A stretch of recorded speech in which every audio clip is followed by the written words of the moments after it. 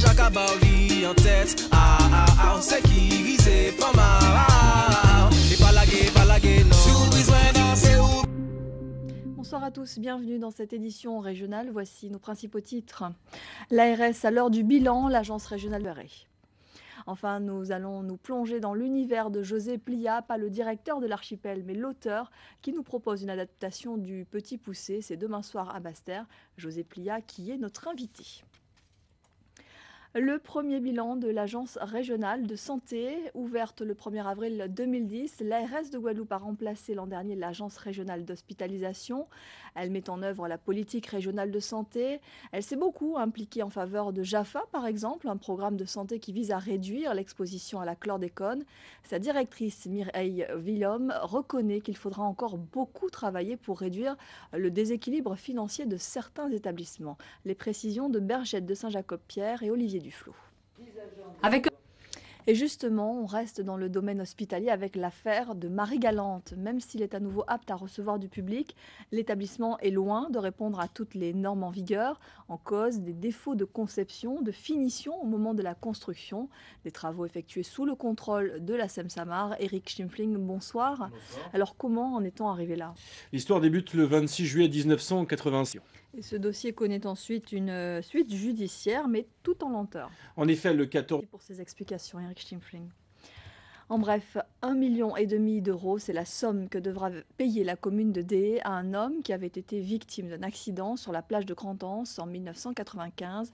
La municipalité vient d'être condamnée par le tribunal administratif de Basse-Terre. La victime est devenue tétraplégique à la suite de cet accident. Cet homme avait alors tenu la municipalité de l'époque pour responsable. Aujourd'hui, le tribunal lui a donc donné raison. Dépoussiérer l'image de la filière banane, c'est l'objectif des producteurs qui viennent pour cela de s'associer au service militaire adapté. Ils ont signé ce matin une convention pour mettre en place une formation professionnelle d'ouvriers de la banane. Elle devrait permettre de fournir aux producteurs une main-d'œuvre qualifiée. Sophie Pointer et Bruno Panciovillon. Les résultats des tests des évaluations de CM2 et de CE1 en deçà de la moyenne nationale. 34% des élèves de CM2 de l'Académie de Guadeloupe ont de solides connaissances en français contre 43% en France hexagonale. Sur les 60 questions posées au cours de cette évaluation, 17% présentent des acquis insuffisants en français, mais surtout 32% pêchent en mathématiques. Depuis leur apparition en 2009, ces évaluations nationales imposées par le ministère de l'Éducation nationale déchaînent les critiques, estimées mal faites, mal placées dans l'année, absurdes et incohérentes par bon nombre d'enseignants. Le recteur, lui, prend acte des résultats et entend accentuer les efforts autour notamment de la compréhension des énoncés. Je vous propose d'écouter Laurent Devers. Alors, Laurent Devers, le recteur d'académie, qui était interrogé par Laurent Bélanger.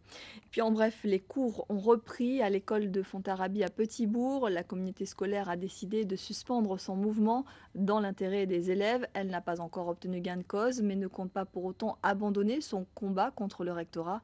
Les parents s'étaient mobilisés durant toute une semaine pour réclamer l'annulation de la fermeture d'une classe de maternelle.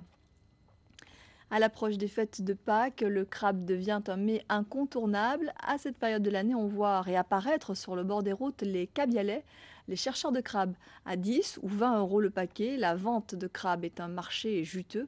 Nous avons rencontré l'un de ses vendeurs, Louis Makiaba.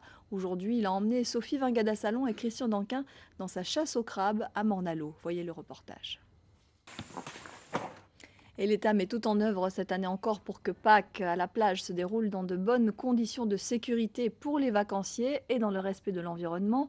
La direction de l'environnement, de l'aménagement et du logement avait convié tous les partenaires ce matin à une réunion de préparation. Des sacs seront distribués aux campeurs pour leur permettre de collecter leurs déchets. Des agents des différents services de l'État engagés seront sur le terrain pour veiller à ce que les consignes soient appliquées. On passe au sport et c'est parti pour la 14e édition de la Carujet. L'Américain Dustin compte ce soir un retard de 2h50 sur ses principaux rivaux, mais les prochaines manches jusqu'à dimanche peuvent encore inverser la donne. Notez pour être complet que c'est le Guadeloupéen Philippe Chastanet qui s'impose dans la catégorie amateur au terme de l'unique boucle proposée à ses concurrents. Et puis je vous rappelle qu'à 20h10 vous pourrez retrouver le journal de la Carujet. Le basket à présent, et il faudra un match d'appui dans les deux demi-finales. À Pointe-Noire, l'Étoile de l'Ouest a défait l'AOG. Les Gourbériens qui avaient remporté le premier match se sont inclinés de 10 points, tandis qu'aux Abîmes, la MJCA s'est imposée face au New Star, 6 points d'écart à l'arrivée. Résumé des deux rencontres avec Jérôme Bouécasse, Ludovic Guédu et Michael Bastide. Du football, le leader de la division honneur, le CSM, n'a pas flanché hier soir à domicile face à l'Amical Club de Marseille. Très loin. Mon petit poussé, adapté au théâtre, la pièce tirée du conte de Charles Perrault, Le Petit Poussé, sera jouée demain soir à l'Archipel de Basse-Terre. Et c'est José Plia qui en est l'auteur. Bonsoir. Bonsoir. Merci d'être avec nous. Vous êtes donc le directeur de l'Archipel, mais vous êtes surtout, avant tout, auteur et metteur en scène. Pour vous, c'est un retour à la création. Est-ce qu'il est difficile de conjuguer vos fonctions de directeur de scène nationale à votre travail d'auteur ?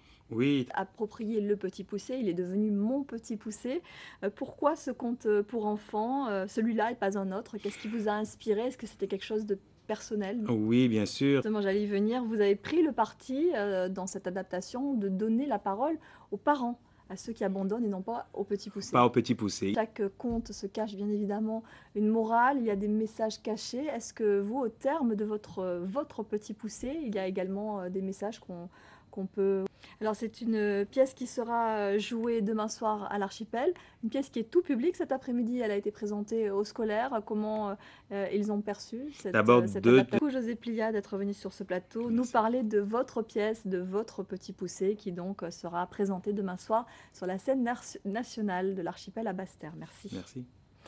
L'art dans tous ses états, au lycée Poirier de Gissac de Sainte-Anne, l'établissement organise depuis lundi une semaine des arts qui offre l'opportunité aux élèves de restituer leurs travaux, car ce lycée propose de multiples options, art dramatique, danse, littérature ou encore musique. Le reportage de Paul-Henri Scoll et d'Olivier Duflot. C'est le récit d'une vie, d'un engagement. Maîtresse l'école, ou Ce cahier d'où je viens, est le premier ouvrage de Rita Dahomey. Il est paru aux éditions Jazor et retrace le parcours d'une femme enseignante et de ses convictions de syndicaliste. Présentation de ce livre avec Lise Dolmar et Olivier Duflot. Voilà, et Rita Dahomey sera en séance de signature demain à 19h au Fort Fleur d'Épée au Gosier et samedi matin à 10h à la librairie Jazor. Voilà, c'est la fin de cette édition. Merci à vous de nous avoir suivis. Ne manquez pas à 20h10 le journal de la Carujet 2011 présenté par Henri Ménel. À 20h30, Léa Parker. Le retour de l'info demain à 13h, ce sera avec Laura Séné. Puis à 18h20 en radio, l'hebdo, retour sur 3 points de l'actualité de la semaine. Un magazine qui vous sera présenté par Colette Borda. À 19h30, vous serez avec Christelle Théophile. Je vous souhaite de passer de très belles vacances de Pâques. À bientôt. Merci.